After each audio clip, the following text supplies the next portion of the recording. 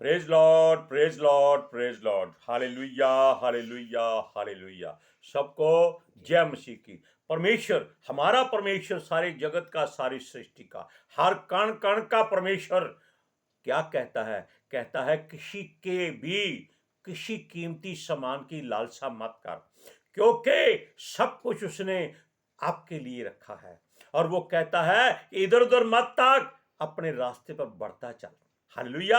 आज के सुसमाचार के लिए परमेश्वर की बेटी प्रार्थना करेगी। सबको जय मसीह की। परमेश्वर आप सबके साथ है और आप सबसे बहुत प्रेम करता है। Hallelujah, hallelujah. महान परमेश्वर, सर्वशक्तिमान ईश्वर, जमीन आसमान दे मालिक ते खालिक, तुहाडा धन्नवाद, तुहाडा शुक्र करदे स्वामी। आज दे सुंदर दिन लई, सुंदर समय लई, सुंदर सुबह लई पिता जी, जो साडियां जिंदगियां च बख्शी प्रभु, खुशियां ते आनंद दा दिन बख्शिया, तंदुरुस्ती दित्ती प्रभु जी, और अपने कदमां च बैठने लई अपना फजल बख्शिया प्रभु। ये सब तुहाडी दया, तुहाडी किरपा मेरे पिता परमेश्वर। तुहाडी बेटी हिरदे तो तुहाडा धन्नवाद, तुहाडा शुक्र करदी स्वामी। सचमुच खुदा जो सेवा बख्शी प्रभु, अच्छे वचन दित्ते प्रचार करना मेरे खुदा, उसले भी तुहाडा धन्नवाद, तुहाडा शुक्र करते हैं। बेनती करदी पिता जी, हुण तुसीं अपने वचन के अनुसार साडे विचकार आओ और वचन पढ़ने प्रचार करने साडा मूँह बन के बोलो पिता जी, ताकि तुहाडा दिता वचन तुहाडी इच्छा के मुताबिक दुनिया की शोर तक पहुँचे। तुहाडा धन्नवाद, तुहाडा शुक्र करते हैं प्रार्थना सुनने लई। प्रार्थना प्रभु यीशु के समर्थी के पवित्र नाम विच मंग लैने हैं, आमीन। आमीन। हालेलुया। ये वचन आपने आपसे क्यों कहे? इसलिए कहे कि जब अब्राहम का दास सोना, वस्त्र और कीमती सामान लेकर उसके कुटुंबियों में घर गया था, हमने एक छोटी सी बात कही थी कि अगर उसके मन में लालच आ जाता तो वो ले जा सकता था, लेकिन वो अपने सारे जीवन भर की अच्छाई को खो देता। हालेलुया। उसने ऐसा नहीं किया। उसने अपने मालिक, अपने स्वामी की इज्जत, मान और महिमा के लिए सब कुछ वहां लेके गया, क्योंकि उसने कहा था कि उसके परमेश्वर का जो स्वर्गदूत है वो तेरी अगुवाई करेगा और तुम्हें वहां ले जाएगा। इसलिए वो भाग भी नहीं सकता था, क्योंकि दूत आग से भरे होते हैं, ज्वालामय होते हैं। उनके पास हमेशा ऐसी तलवार होती है जो वहीं से चलती है और इंसान अपने घर में कट जाता है। हालेलुया। आप जानते हैं कि हिजकिय्याह राजा के विरोधी 1,85,000 एक ही रात में काट दिए गए, केवल एक स्वर्गदूत के द्वारा। ये बातें छोटी मोटी नहीं है, इसलिए परमेश्वर के वचन को उसकी तलवार समझकर हमेशा बात किया करो। क्यों? जब आप उसके वचन की बात करते हैं, तलवार घूमना शुरू कर देती है और बुराई को खत्म करना शुरू कर देती है। अब देखिए, वचन में लिखा है कि तुझे एक आवाज आएगी कि सीधे चलते चल, इधर मुड़ना नहीं, इधर मुड़ना नहीं, केवल परमेश्वर की ओर ताकते रहना है। लेकिन हम अब्राहम के घर की बात करते हैं कि उसका दास जो उसके कुटुंबियों के देश में पहुंच गया, हालेलुया, और कुएं के पास स्वर्गदूत ने उसको ठहरा दिया, आगे नहीं जाने दिया, क्योंकि स्वर्गदूत को मालूम था कि यहीं पर लड़कियां आएंगी, पानी भरेंगी। पहले घर घर में नल नहीं होते थे, कुएं से पानी भरकर लड़कियां ले जाती थी, इसलिए वो तंदुरुस्त रहती हैं। यहाँ एक गिलास पानी मांगो तो मोबाइल के ऊपर वो व्हाट्सएप पर कर देते हैं और पानी शहर से घर तक यहाँ आ जाता है। इसीलिए बीमारियां बढ़ती जा रही हैं। क्यों? हमारे हाथ पैर जो हैं वो सुन्न हो चुके हैं, ढीले हो चुके हैं। सुनिए, कुएं के पास ठहरा और जहां पर उसने नजर दौड़ाई कि संध्या का वक्त है, लड़कियां कुएं पर पानी भरने के लिए आने लगी थी। तब भी उसके अंदर विश्वास की घटी रही, कमी रही। उसने परमेश्वर से एक दुआ कर दी। देखिए, फिर भी मनुष्य मनुष्य होता है, उसका विश्वास डामाडोल रहता है। उसने क्या कहा? उसने कहा, हे मेरे स्वामी के परमेश्वर, जिस कन्या से मैं कहूंगा कि मुझे पानी पिला, और वो कहेगी ले पानी पी, फिर मैं तेरे ऊंटों को पिलाती हूं, ये कन्या वही होनी चाहिए। और देखो फिर ऐसी बात क्यों, उसको भूल गया कि उसके परमेश्वर का स्वर्गदूत उसके अंग संग है। ये हम बार बार एक अध्याय को इसलिए बोल रहे हैं कि ये बातें छोटी मोटी नहीं है, इनका बहुत गहरा संबंध आपके जीवन से है। आप एक बार मुंह से बात निकाल देते हैं, वो वापस कभी नहीं आती, ये ध्यान रखिएगा।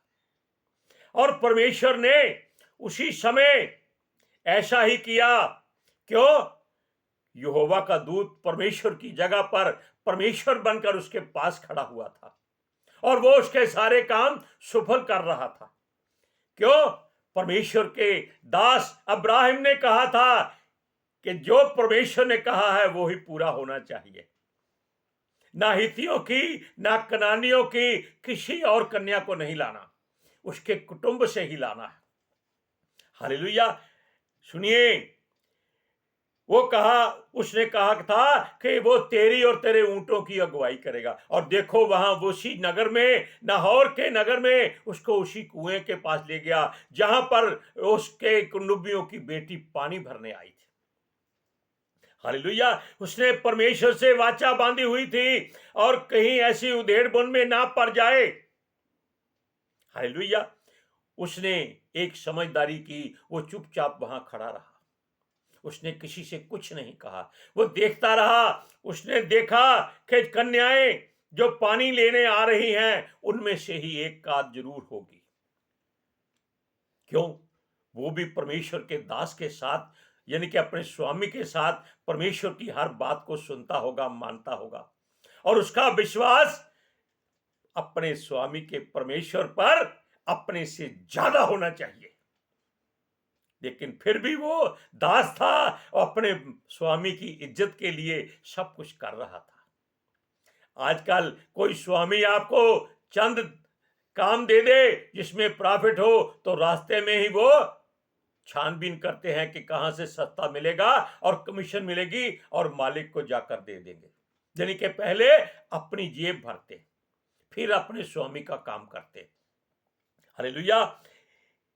जो कन्या वो ले जाने आया है वो वही हो जो उसको पानी पिलाए और उसके ऊंटों को भी पानी पिलाए। यानी कि देखो, उसके मन में एक बड़ी बात कि वो लड़की तंदुरुस्त होगी तभी इतना पानी भरेगी, क्योंकि कुएं गहरे होते थे, उनमें मिट्टी की सीढ़ियां बनी होती थी और उसमें उतरकर पानी भरना होता था। हालेलुया। और ये नहीं कि कोई फिसलन वाली बात थी, वो ऐसे दौड़ती थी जैसे घोड़ा पत्थरों पर दौड़ता है, रेत में दौड़ता है। घोड़ा कहीं भी दौड़ सकता है, ऐसे ऐसे। और फिर उस पर कम से कम 10 किलो का पानी का भरा हुआ घड़ा भी सर पे रखा होता था, नंगे पांव होते थे। और सुनिए, असलियत में ये बातें केवल परमेश्वर की परीक्षा होने से पहले अपने आप घट जाती है। क्यों? परमेश्वर ऐसी स्थिति पैदा कर देता है कि वो बातें होती जाती हैं और मनुष्य के ध्यान में भी नहीं आती कि सब कुछ वैसे ही हो रहा है। हालेलुया। सुनिए, याद रखो, कभी परमेश्वर की कोई वाचा अधूरी नहीं होती। ना ही कोशिश करो कि उसके सामने अपनी शर्त रख दो कि प्रभु अगर ये हो तो मैं ये करूंगा, अगर तू ये करेगा तो मैं वो करूंगा। नहीं, प्रभु मैं ये करूंगा, तू अपनी मर्जी पूरी कर। उसने भी परमेश्वर से वाचा बांधी कि हे मेरे स्वामी के परमेश्वर, वही कन्या आए जिससे मैं कहूं कि वो मुझे पानी पिला, वो मुझे पिलाए, और वो कहे कि तेरे ऊंटों को भी पिला देती हूं। देखो, और परमेश्वर का स्वर्गदूत उसके बाद जानता था, उसने पहले ही उसके कुटुंबियों के, स्वामी के कुटुंबियों की उसी लड़की को सबसे आगे पानी लेने भेज दिया, और वो दौड़कर कुएं में उतर गई। जब वो उतर गई तो उसने देखा कि ये लड़की सबसे पहले गई है, इसी के पास पहले जाते हैं। वो सुंदर बहुत थी। क्यों? इतना काम करने वाली लड़कियां कभी कमजोर नहीं होती। दूध मक्खन हर समय घर में होता है। आजकल तो चाट पकौड़े ही खाए जाते हैं, बर्गर खाया जाता है, मोमोज खाए जाते हैं। बीमारियां तो इसीलिए बढ़ती जाती हैं। सुनिए, उसने वाचा बांधी थी। क्यों? परमेश्वर पर थोड़ा सा भरोसा उसका डोल गया था कि इतनी कन्याएं हैं, मैं किसको ढूंढूंगा, और सारी की सारी सुंदर और स्वस्थ हैं। पता नहीं उनमें से कौन सी कन्या हमें स्वामी के लिए है। ठीक है, कामयाबी तभी मिलेगी जब आप अपनी जुबान बंद रखेंगे और अपना ध्यान अपने गंतव्य की ओर हमेशा लगाए रखेंगे। अब जो उसने कहा वो सुन लीजिए। उत्पत्ति की पुस्तक 24 अध्याय उसका 13वां और 14वां वचन। देख, मैं जल के सोते के पास खड़ा हूँ, और और और नगर वासियों की बेटियां जल भरने के लिए निकल आती हैं। इसलिए ऐसा होने दे, जिस कन्या से मैं कहूँ अपना घड़ा मेरी ओर झुका कि मैं पीऊँ, वह मुझे पिलाई। ये वही हो जिसे तूने अपने दास इसहाक के लिए ठहराया हो। इसी से जान लूंगा कि तूने मेरे स्वामी पर करुणा की है।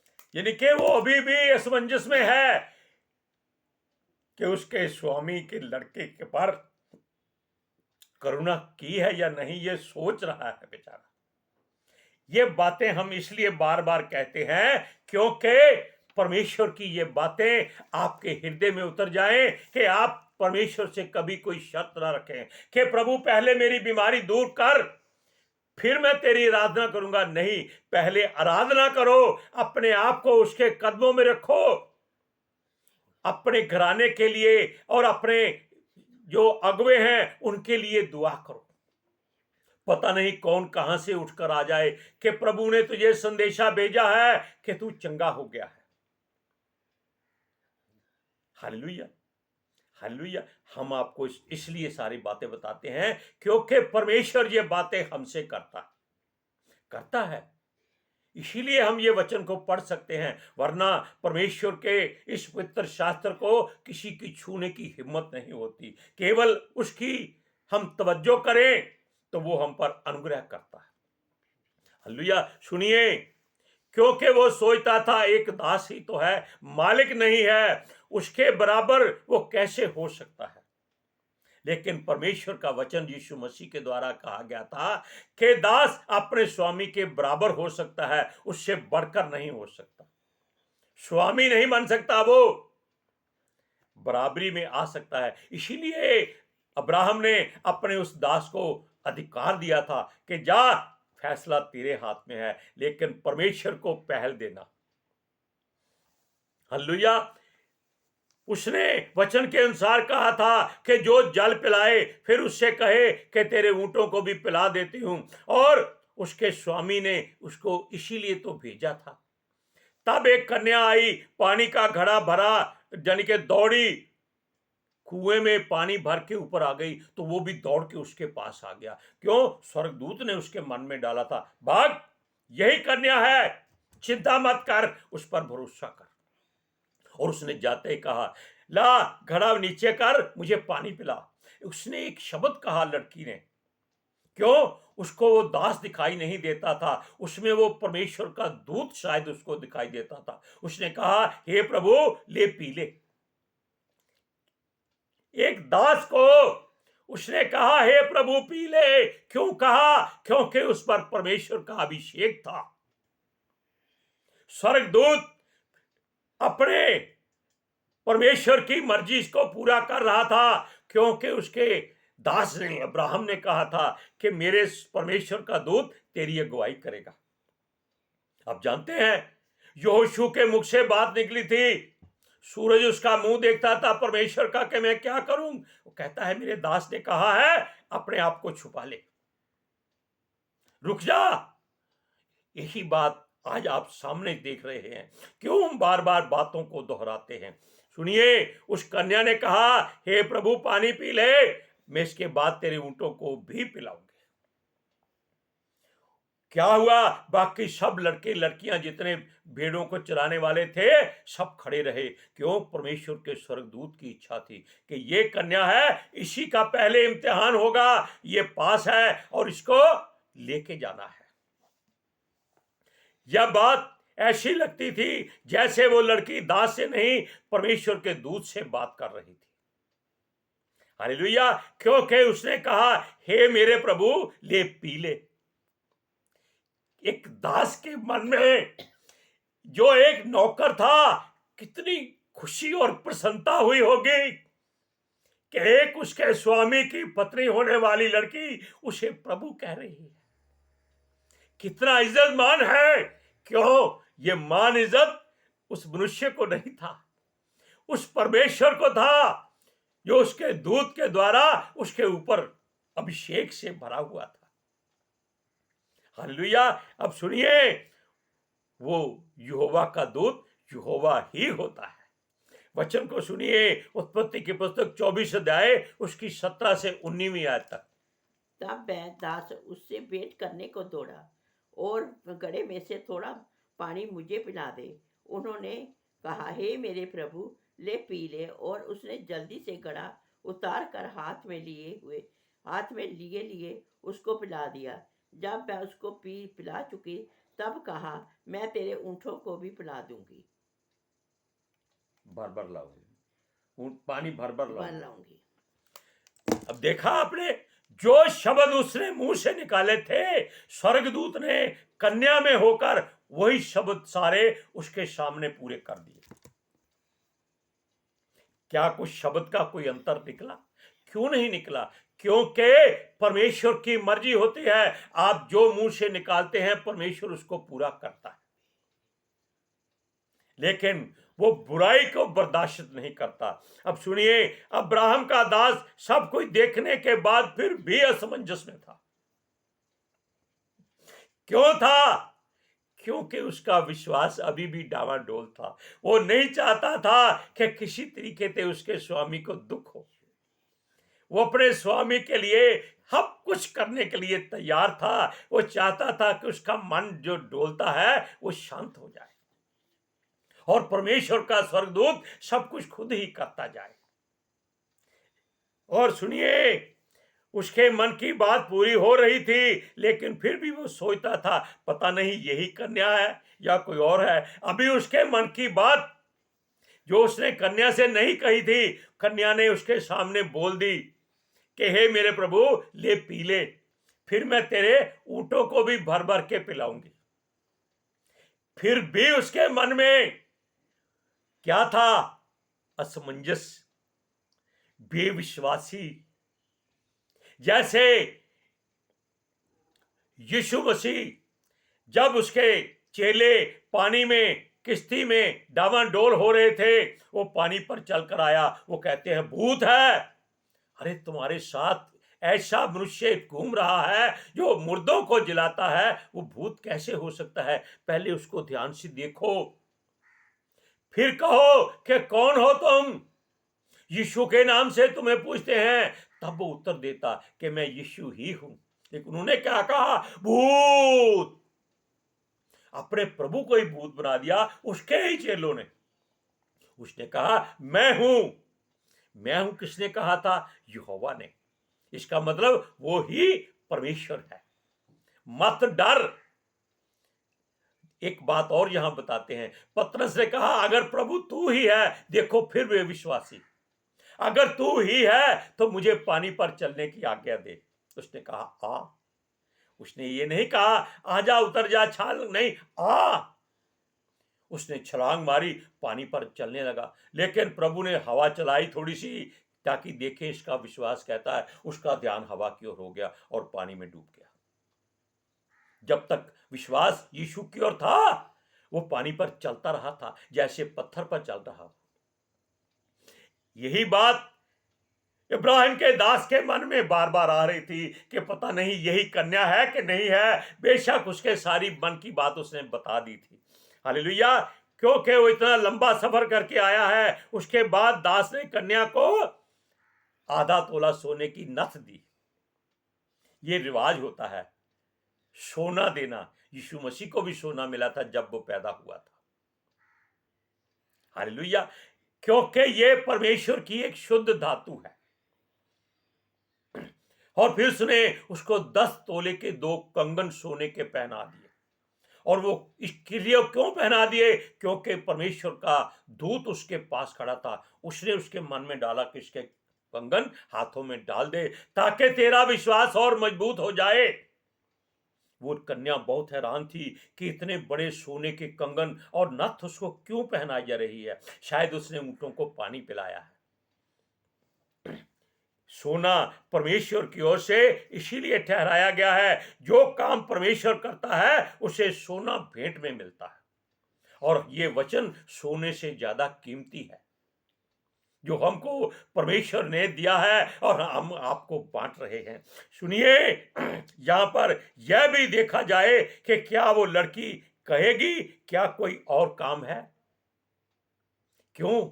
अगर आम साधारण लड़की होती वो कहती इतना सोना मिला है, कोई और भी सेवा करनी है, कोई वस्त्र धोने हैं, ऊंटों को नहलाना है तो और सोना मिलेगा। नहीं, उसने कुछ नहीं कहा। उसने कहा था हे प्रभु। उसको स्वर्गदूत दिखाई देता था।